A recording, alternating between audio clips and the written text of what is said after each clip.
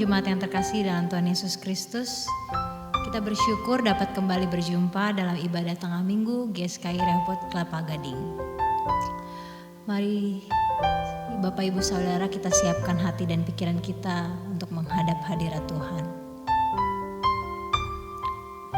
Kami mau arahkan hati pikiran kami tertuju padamu Bapa. Kami mohon Engkau penuhi tempat ini dengan hadirat-Mu saja Bapa.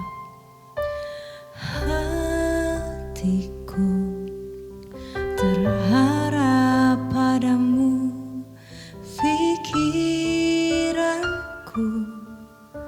terkunci untukmu, mataku pandang kemuliaan-Mu, menyembah Engkau Bapa. Hatiku terarah padamu, pikiranku terkunci untukmu, mataku pandang kemuliaan-Mu, menyembah Engkau Bapa.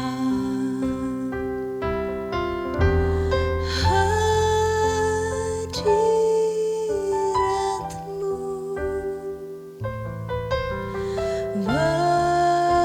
besertaku, kekudusan-Mu menaungiku, penuhiku sekarang. Kembali bersama katakan, hatiku terarah padamu. Hatiku terarah padamu, pikiranku terkunci untukmu, mataku pandang kemuliaan-Mu, menyembah Engkau Bapa. Hadirat-Mu, hadirat-Mu besertaku, kekudusan-Mu menaungiku, penuhiku sekarang.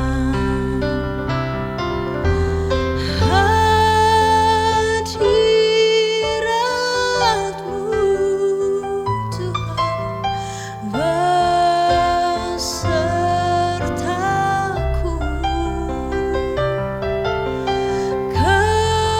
kekudusan-Mu menaungiku, penuhiku sekarang. Dengan tulus sampaikan, hadirat-Mu besertaku, kekudusan-Mu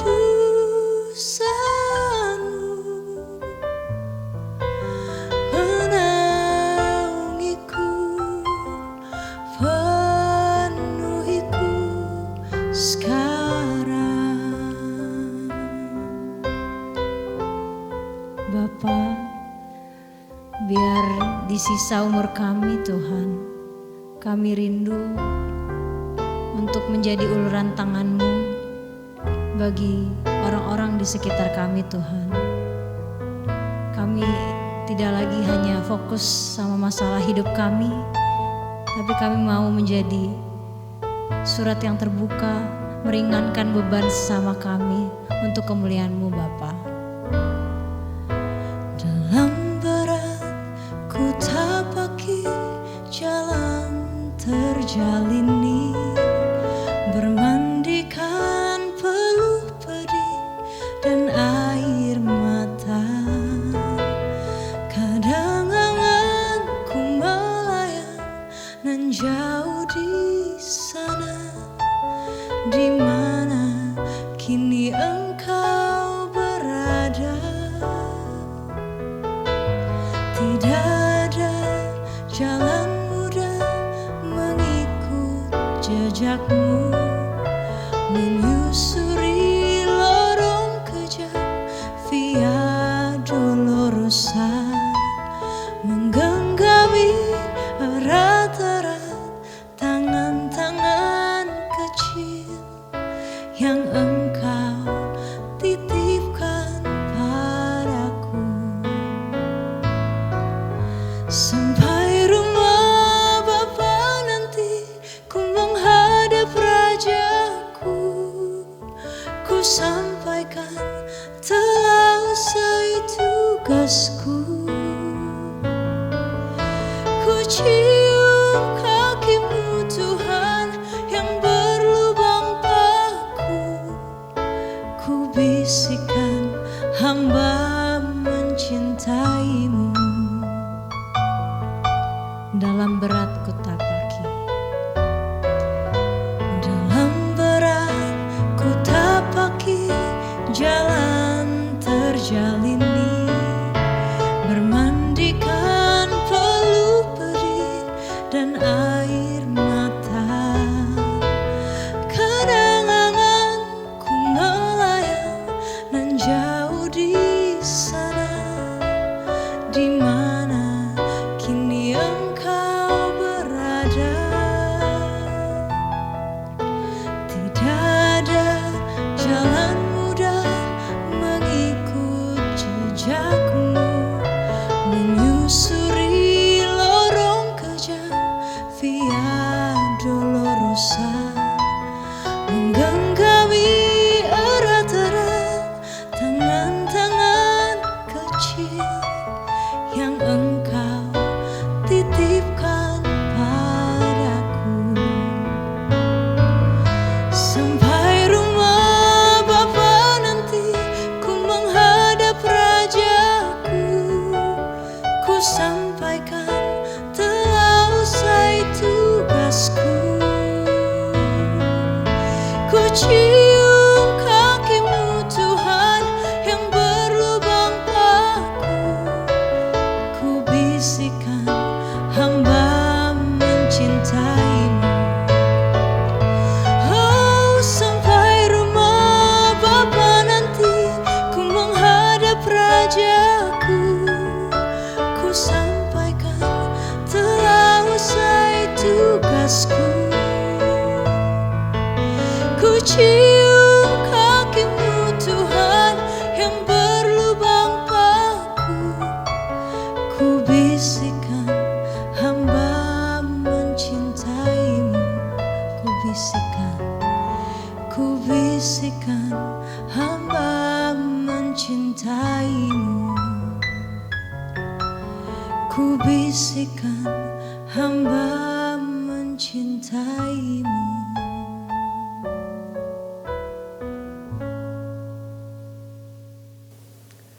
Shalom Bapak Ibu Saudaraku sekalian, mari kita siapkan hati kita untuk mengikuti pemberitaan firman Tuhan di ibadah tengah minggu ini. Mari kita berdoa. Bapa di dalam surga, terima kasih untuk kebaikan-Mu. Biar kami bisa menghidupi kebenaran yang disampaikan pada saat ini, dimanapun dan kapanpun kami menyaksikan siaran ini Tuhan. Terima kasih untuk segalanya. Pakailah sahabat-Mu yang ada di depan layar ini Tuhan, untuk menyampaikan isi hati-Mu, supaya setiap kami diberkati oleh Engkau Tuhan. Terima kasih buat segalanya, kami bersyukur dan berdoa. Haleluya, amin. Bapak Ibu Saudaraku sekalian, mungkin sebagian di antara kita yang memperhatikan judul dari ibadah tengah minggu ini akan bertanya, apakah mungkin Judul ini salah ketik. Apakah salah ketik? Tidak salah ketik Bapak Ibu Saudara sekalian. Memang judulnya adalah ketika Allah meminta kita untuk membenci. Memang pernah Allah meminta kita untuk membenci, Pak? Sebelum saya masuk ke dalam jawaban saya mau ceritakan satu kisah pendek, satu kisah singkat tentang satu kenyataan hidup yang pasti familiar dengan kita. Dan dulu ini sudah terjadi, begitu ya. Ini bukan sebuah dongeng, ini kisah nyata. Ada sepasang suami istri. Suami istri ini punya 3 anak. Mereka miskin. Miskin semiskin-miskinnya. Susah sesusah-susahnya. Sang bapak sudah tidak punya pekerjaan. Sang ibu juga tidak bisa bekerja lagi. Sangat miskin. Mereka terlilit hutang. Terlilit hutang yang begitu besar. Karena mereka harus menyewa rumah. Mereka harus membeli makanan. Mereka harus menyediakan kebutuhan sehari-hari. Dan mungkin juga harus memiliki baju yang pantas. Dan oleh karena itu mereka akhirnya berhutang. Dan mereka terlilit oleh hutang mereka. Suatu kali bapak ibu ini melihat dari kejauhan ada sebuah restoran. Yang dindingnya itu dari kaca. Dari kaca bening. Yang orang bisa menembus ke dalam melihat. Mereka berdiri di samping kaca bening itu. Dan melihat orang-orang yang ada di dalam restoran itu. Mereka melihat sambil meratapi nasib sendiri. Di pemandangan mereka ada orang-orang yang makan dengan makanan yang begitu banyak. Begitu banyak, enak dan mewah. Tapi banyak juga di antara mereka yang makan itu, makanannya tidak habis. Seakan-akan bapak ibu ini yang melihat dari luar ini mau berkata begini. Boleh nggak itu dibungkus buat kita? Boleh nggak sisanya dikasih buat kita? Karena mereka sendiri pun hari ini belum makan. Atau baru makan sekali mungkin. Masih kurang. Tapi tidak ada yang peduli dengan mereka. Tidak ada yang peduli. Karena di restoran itu adalah restoran yang eksklusif, yang mewah. Yang orang bisa lihat dari luar, tapi dari dalam tidak bisa memberikan apapun keluar gitu. Kecuali orang-orang yang makan itu yang kasih makanan keluar. Apakah bapak dan ibu yang miskin ini gak pernah minta bantuan sama orang sampai semiskin itu? Apakah gak ada saudara yang bantu mereka? Jawabannya gak ada. Meskipun mereka ada di tengah-tengah kota. Suasana di mana mereka seharusnya bisa dapat bantuan dari orang yang mungkin kondisi ekonominya jauh lebih tinggi dari mereka. Jauh lebih tinggi. Harusnya bisa dibantu, tapi gak ada yang peduli. Anak pertama mereka udah mereka jual sebagai budak. Ya pekerja kasar lah mungkin kalau zaman sekarang. Untuk melunasi hutang-hutang mereka. Dan ketika bapak ibu ini meminta kepada orang yang sudah membeli anaknya itu. Untuk anaknya dikembalikan. Karena ada aturan bahwa kalau sekian tahun setelah jadi budak, setelah utang itu terbayar, nilai nominalnya cukup begitu ya dengan pekerjaan si anak itu, maka anak itu boleh dikembalikan. Tapi ternyata orang yang membeli anaknya itu curang juga. Curang. Mereka teriak ke pejabat publik di sekitar situ, ke pejabat di situ. Buat membela hak-hak mereka. Entah itu hak mendapatkan bantuan sosial, hak untuk dibela secara hukum, hak untuk mendapatkan anak mereka kembali. Tapi gak ada jawaban.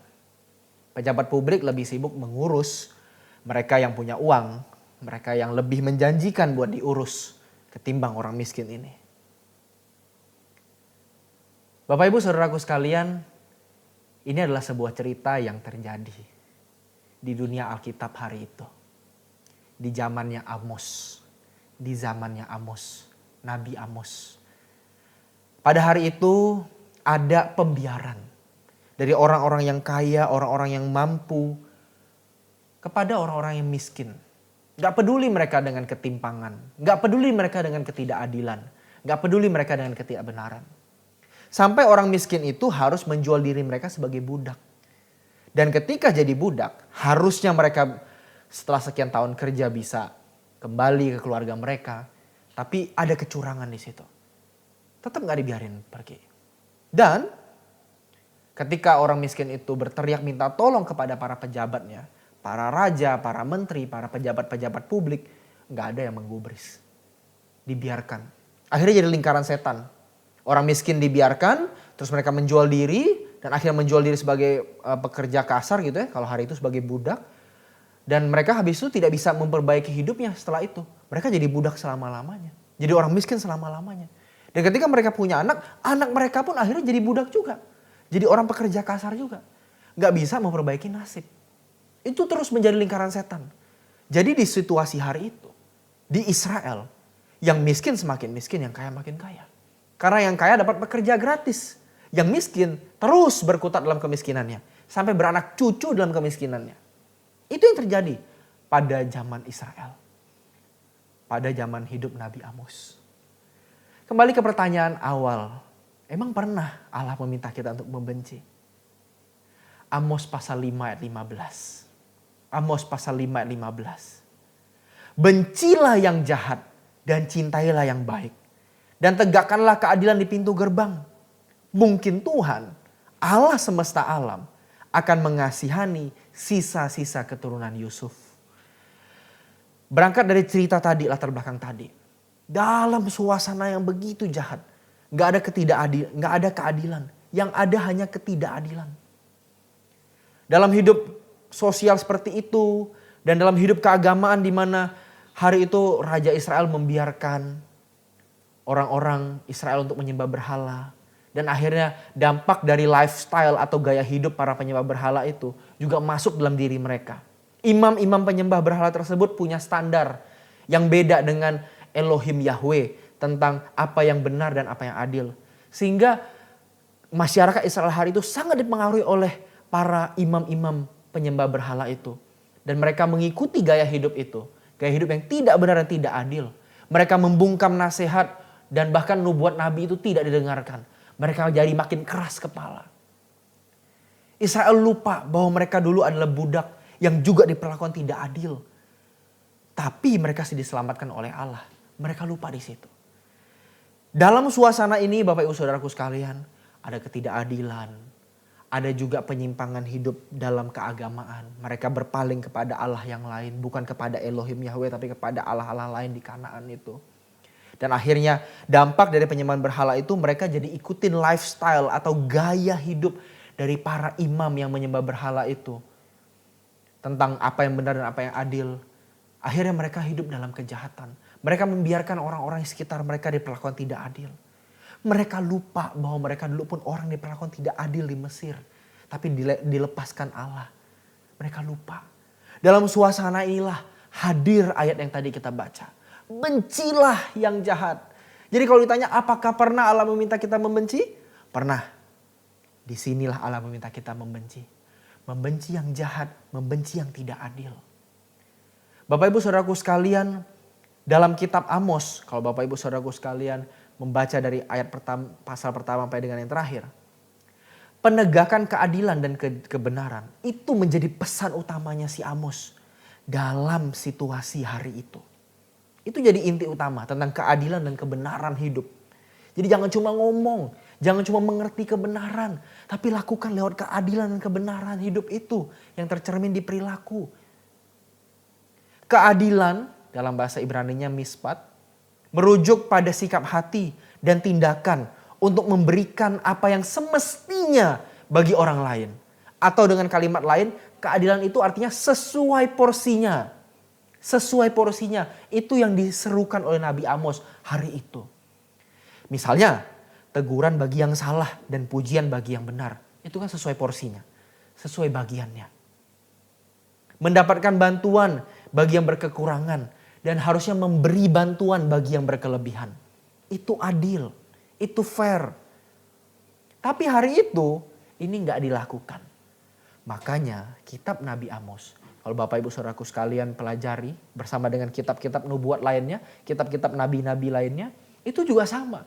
Berbicara soal sebuah teguran tentang kehidupan orang Israel yang hari itu yang Allah rasa dan Allah lihat sudah tidak benar. Sudah menyimpang dari Taurat, sudah menyimpang dari kebenaran. Makanya ada teguran keras. Jadi kitab nabi-nabi itu bukan hanya menubuatkan soal akhir zaman, soal sesuatu yang spektakuler. Tidak. Justru sebaliknya, itu menubuatkan sesuatu yang sangat sehari-hari. Sangat sehari-hari. Dan menjadi pergumulan hari itu, menjadi masalah masyarakat hari itu. Makanya Nabi hari itu speak up, bicara dengan keras, dengan lantang, menegur masyarakat hari itu. Dan hari itu di masyarakat Israel, dalam zaman Nabi Amos, yang Nabi Amos sampaikan adalah ketidakadilan. Yang ditegur adalah ketidakbenaran terhadap sesama mereka.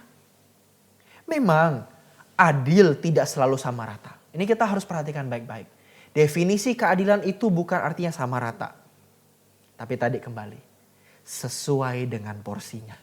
Sesuai dengan porsinya.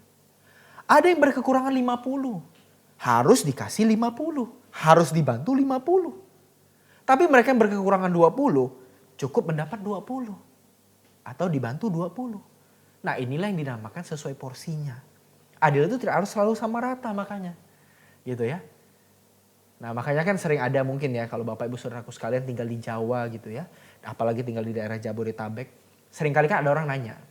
Kenapa ya mesti ada gerbong khusus perempuan? Misalnya di kereta begitu ya. Di kereta ada gerbong khusus perempuan. Loh katanya kan mau keadilan, mau kesetaraan. Perempuan jangan dikasih itu dong kalau bisa. Biarin aja di gerbong yang sama. Kan mau adil, mau setara begitu kan. Mana adilnya kalau kayak begitu? Nah kita harus ingat tadi, keadilan itu sesuai porsinya. Mengingat perempuan itu paling jadi korban. Misalnya pelecehan seksual di transportasi itu ya. Pelecehan seksual, kekerasan seksual di dalam transportasi publik itu. Makanya mereka itu paling rentan. Mereka itu kelompok rentan. Dan makanya diberi perhatian khusus. Kenapa laki-laki tidak diberi perhatian khusus? Karena memang kecil persentase mengalami pelecehan seksual atau kejahatan yang lainnya. Mereka mengalami sih laki-laki tapi nggak sebanyak itu. Nah perempuan kan lebih banyak jadi korban. Makanya dikasih privilege atau akses khusus. Gerbong kereta khusus. Nah inilah yang namanya keadilan Bapak Ibu Saudaraku sekalian. Artinya sesuai porsinya. Melihat keadaan. Nggak serta-merta langsung dipukul rata begitu. Semua kasih 50 adil artinya semua kasih 50. Tidak juga. Artinya sesuai porsinya. Sesuai bagiannya masing-masing. Sesuai keperluannya masing-masing. Nah sedangkan kebenaran itu merujuk pada hubungan yang benar dengan orang lain. Tanpa memandang status sosial. Jadi kebenaran jangan diterapkan dengan tebang pilih. Kebenaran tidak boleh diterapkan dengan tebang pilih. Kita berlaku benar kalau orang ini orang terpandang, orang yang kuat. Wah kita nggak boleh main-main sama dia nih. Tapi karena ini orang lemah, nggak punya suara, ya udahlah sedikit nggak adil nggak apa-apa lah. Sedikit nggak benar nggak apa-apa lah. Toh dia juga nggak bisa ngomong ke siapa-siapa. Toh nggak ada yang negur kita karena dia salah gitu kan. Ini jadi masalah. Itu bukan kebenaran namanya.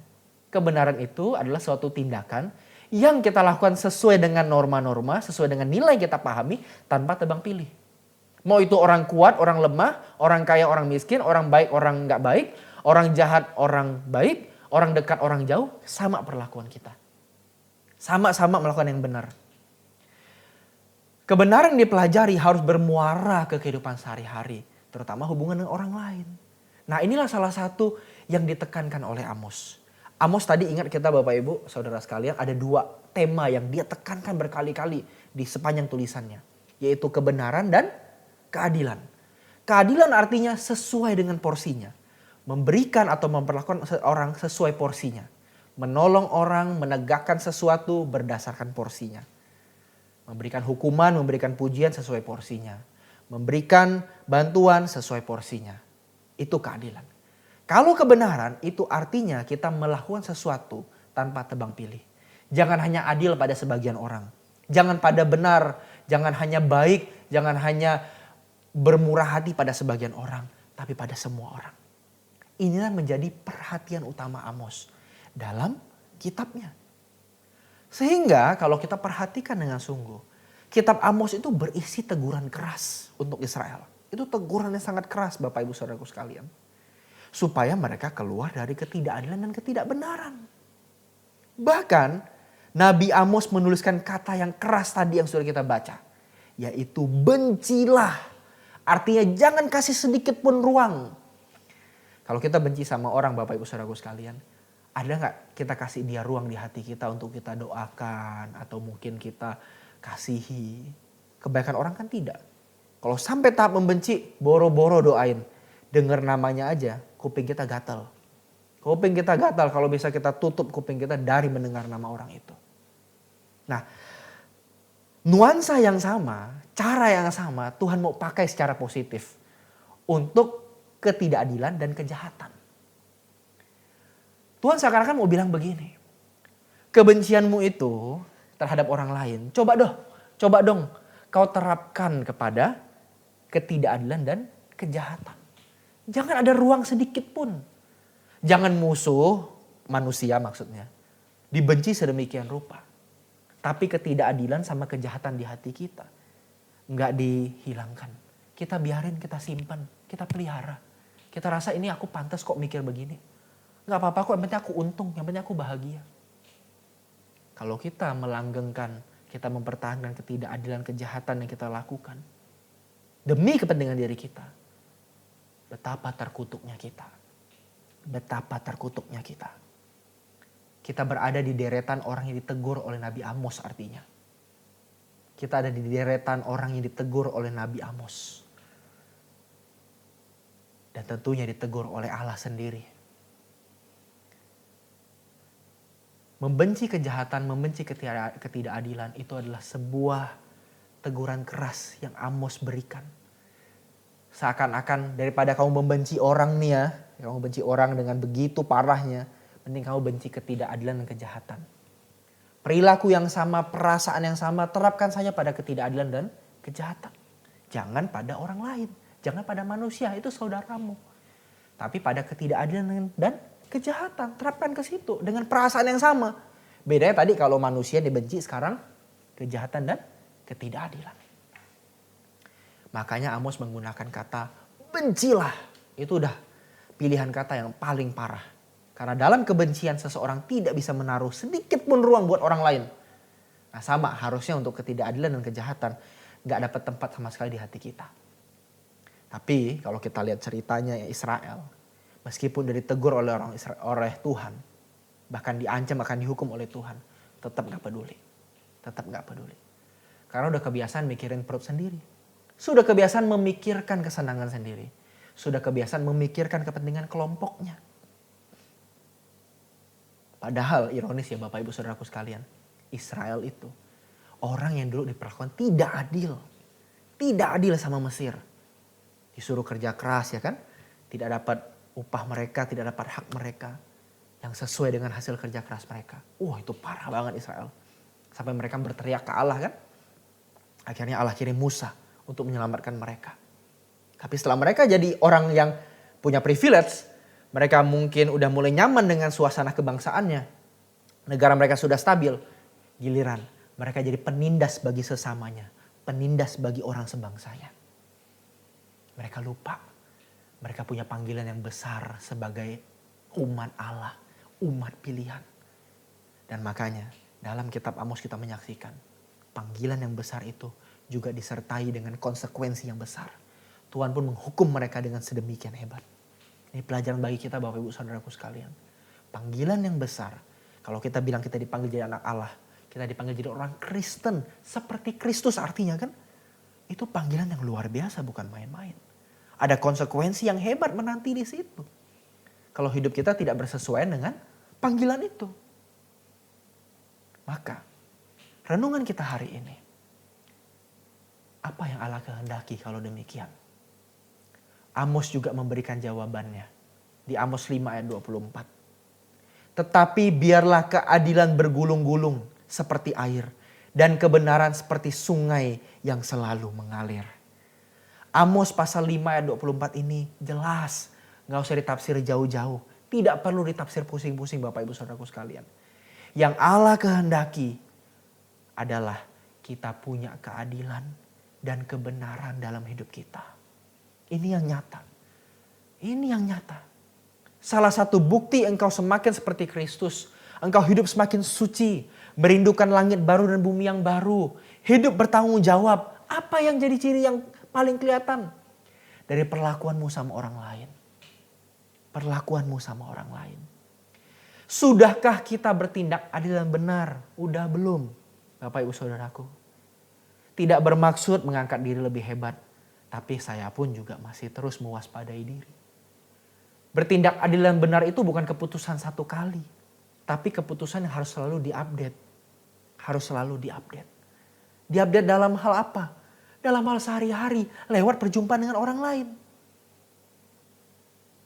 Dan disitulah kita bisa kita bisa tahu apakah kita sudah semakin seperti Yesus, hidup makin kudus gak?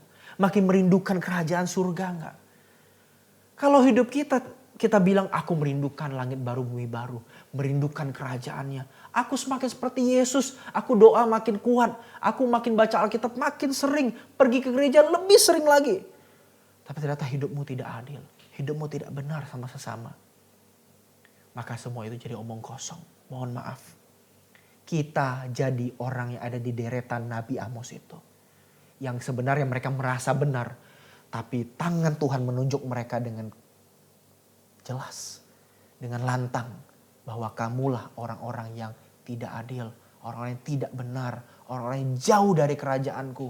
Jauh dari standar yang kuhendaki untuk kusebut kudus dan benar. Yuk perhatikan dengan sesama kita. Kalau engkau punya pasangan hidup. Bagaimana bertindak adil dan benar terhadap mereka? Terhadap pasangan hidup, apakah kita sudah memberikan ruang bersalah dan ruang pengampunan bagi mereka? Kadang-kadang kita hanya memberikan ruang pengampunan dan ruang bersalah pada orang yang kita mau berikan saja. Kepada pasangan hidup kita bilang, enggak, kamu gak boleh salah lagi. Kamu udah berkali-kali salah di sini. Itu gak adil Bapak Ibu Saudaraku sekalian. Apalagi terhadap anak yang baru belajar dalam hidup. Oh kamu salah lagi, gak bisa, kamu harus dihukum. Kamu harus keluar dari rumah ini. Ruang pengampunan dan ruang kesalahan itu harus kita berikan secara adil juga. Jadi keadilan itu bukan cuma soal uang, soal bantuan sosial, tidak. Tapi juga ketika kita memberikan ruang kesalahan buat orang lain. Kita berikan ruang pengampunan, kita berikan maaf, kita berikan pengampunan, itu pun keadilan. Kenapa? Karena orang sudah mengalami kesalahan, ya tekukan yang tidak benar itu ya. Mereka kan bisa jahat begitu ke kita kan karena mereka udah dibentuk sedemikian rupa oleh masa lalu mereka. Maka tidak adil bagi kita untuk langsung menuntut mereka sempurna. 3 tahun baru menikah 3 tahun, gak ada perubahan. Oh udah ini pasti orang ini gak pantas dapat kesempatan lagi, udah cerai saja. Memang di sini saya harus bilang ada hal-hal yang membahayakan yang kita perlu lebih bijak. Misalkan kalau suami atau istri melakukan kekerasan begitu ya, kekerasan dalam rumah tangga. Nah ini memang tidak boleh semata-mata oh ya udah saya tetap aja di sini, ini salib saya kok gitu. Kita biarkan diri kita dipukul, dihajar. Nah ini perlu hati-hati, kita perlu cari pertolongan, kita perlu pisah mungkin sementara. Pisah rumah, pergi ke orang tua mungkin untuk mencari perlindungan. Tapi kalau buat kesalahan-kesalahan kecil, yuk kita kasih ruang pengampunan yuk. Kasih ruang dia buat salah. Jangan 1-2 kali kita langsung habis kesabaran. Kita langsung mudah mengucapkan kata cerai. Mudah mengucapkan kamu bukan anak papa lagi. Kamu bukan anak mama lagi. Yuk kasih ruang pengampunan. Kasih ruang orang buat salah. Termasuk soal keuangan. Adil gak kita soal keuangan sama pasangan kita? Sama anak kita? Jangan sampai buat diri kita sendiri. Kita bisa beli banyak hal. Tapi buat pasangan kita, buat keluarga kita pelit setengah mati. Itu tidak adil. Itu tidak benar. Yuk cek. Terhadap pasangan hidup apakah kita sudah begitu? Terhadap anak apakah kita sudah adil? Sudah memperlakukan mereka dengan benar? Ataukah kita semena-mena? Pokoknya asal saya orang tua. Pokoknya saya salah benar, saya orang tua. Kamu yang gak boleh begitu. Gitu kan. Harusnya orang tua jadi contoh. Jadi contoh. Bukan semena-mena. Contoh misalnya orang tua bilang, kamu jangan merokok ya. Tapi orang tua juga merokok. Ya gimana coba? Oh, anak mau belajar tidak merokok kan? Gak adil. Dia tidak menghidupi standar yang dia sampaikan, tapi anak dituntut mengikuti standar itu. Ini gak adil. Ini namanya semena-mena. Orang tua harus adil, bahkan menjadi contoh. Baru anak bisa belajar. Kepada siapa lagi? Kepada masyarakat sekitar. Terutama jika Anda seorang pejabat publik. Kalau Anda seorang pejabat publik, coba pertanyakan. Apakah Anda telah memperlakukan orang yang datang kepada Anda dengan adil? Atau jangan-jangan kita hanya memperlakukan orang yang datang ke kita dengan adil. Kalau dia kaya, kalau dia beruang, kalau dia menguntungkan kita, bisa memberikan kita sesuatu, baru kita servis dengan baik, baru kita layani dengan baik sebagai pejabat publik. Wah, kalau kita begini kita jahat. Kita nggak adil. Jika Anda seorang pejabat publik yang berperan merumuskan kebijakan publik, coba perhatikan. Apakah kebijakan publik yang Anda gagas, yang Anda buat, itu memperhitungkan kelompok rentan? Atau jangan-jangan dipikirkan hanya kelompok-kelompok elit yang punya uang, yang punya kuasa, yang menguntungkan sebagian orang. Kalau begitu, Anda pun mengambil bagian dalam ketidakadilan itu. Beranilah berbicara kalau ada ketidakadilan di sebuah kebijakan yang sedang disusun. Apalagi Anda seorang pejabat publik yang dipilih oleh masyarakat. Yuk, wujudkan keadilan itu dengan memberantas ketidakadilan. Lawan ketidakadilan, berani bicara. Paling enggak Anda memberikan pengaruh. Saya paham bahwa ini sebuah masalah yang struktural, masalah yang mengakar di masyarakat kita, udah mendarah daging, tidak gampang. Tapi saya bisa katakan, kalau Anda ditaruh di situ, Tuhan punya rencana. Tuhan mau melakukan sesuatu lewat posisi kita sebagai orang Kristen dalam pemerintahan. Jangan sampai kita diam dan malah mengikuti arus dunia. Itu kita salah, kita berdosa sama Tuhan, Bapak Ibu Saudaraku sekalian. Kalau Anda seorang karyawan, bagaimana Anda dengan bos Anda? Adil nggak? Jangan sampai kita minta upah, minta hak kita. Tapi kita nggak bekerja sesuai dengan upah itu. Datang telat, pulang paling cepat. Ini juga nggak adil sama bos. Sama kalau kita seorang bos, kita punya pekerja rumah tangga, kita punya karyawan. Apakah hak-hak mereka, upah mereka sudah sesuai dengan apa yang mereka kerjakan? Jangan menahan mereka kalau mereka harus dapat cuti. Jangan menahan mereka kalau mereka harus mendapatkan bonus misalnya. Atau mendapatkan upah yang pantas sebagai hasil kerja mereka. Kalau kita menahannya, menahan hak mereka, Tuhan melihat dari atas. Tuhan sedih. Allah Bapa berduka.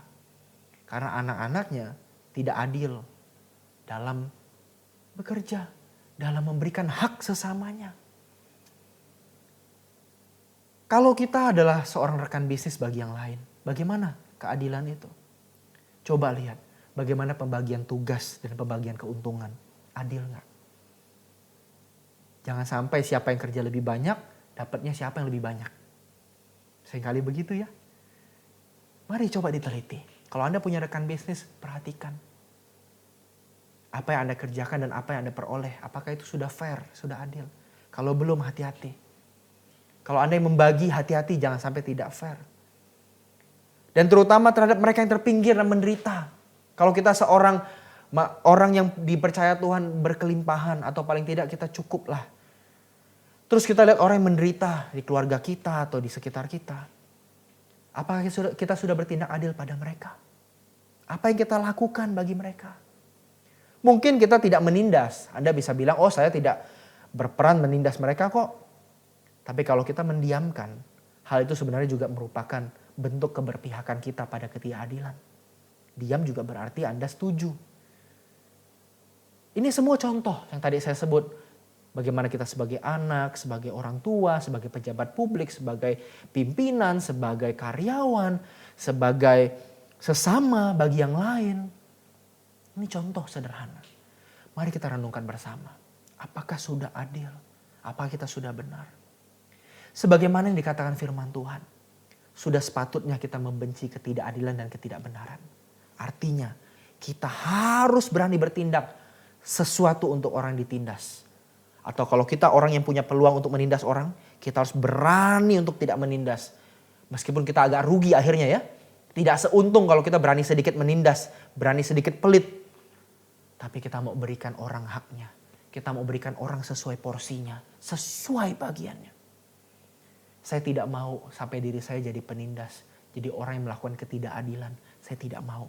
Saya melakukan sesuatu sesuai dengan apa yang Tuhan kehendaki. Saya tidak pernah akan tenang dengan ketidakadilan.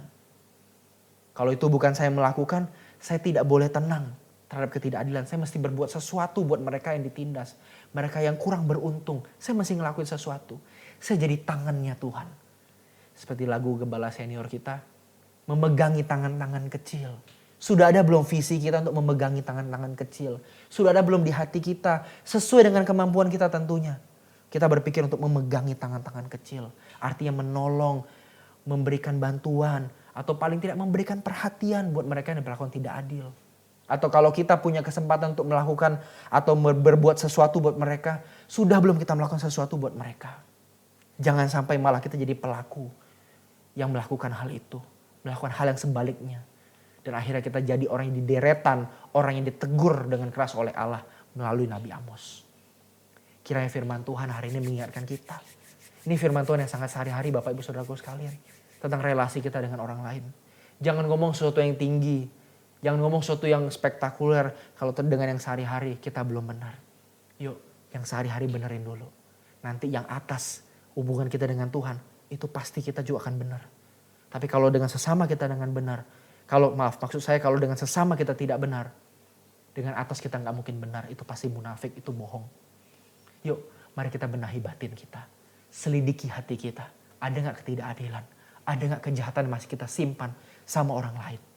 Entah itu pasangan, rekan bisnis, pimpinan kita, karyawan kita, masyarakat, atau siapapun. Siapapun. Yuk coba kita teliti. Biar Tuhan yang bicara lewat Roh Kudus pada kesempatan hari ini. Kiranya kita semua diberkati. Mari kita berdoa. Tuhan, jadikan kami seperti Engkau. Jadikan kami seperti Bapa. Bapa yang memberikan matahari bagi orang yang baik maupun jahat. Begitu juga hujan dan berkat bagi orang yang tahu berterima kasih maupun orang yang tidak. Betapa adil dan murah hatinya Engkau Tuhan. Ajar kami untuk bisa jadi adil dengan semua orang. Bisa benar dengan semua orang. Tanpa melihat status mereka. Tanpa melihat posisi mereka. Apakah mereka bisa menguntungkan kami atau tidak. Apakah mereka menyenangkan hati kami atau tidak. Jadikan kami seperti Engkau Bapa. Hatimu sendiri yang kami nantikan untuk kami miliki. Terima kasih banyak untuk segalanya. Kami sudah selesai mendengarkan kebenaran-Mu. Biar Roh Kudus bicara. Roh Kudus menegur dan menuntun kami untuk melakukan sesuatu sebagai tindakan nyata dari apa yang kami dengarkan. Terima kasih banyak buat segalanya. Tuhan berkati semua yang sudah menonton.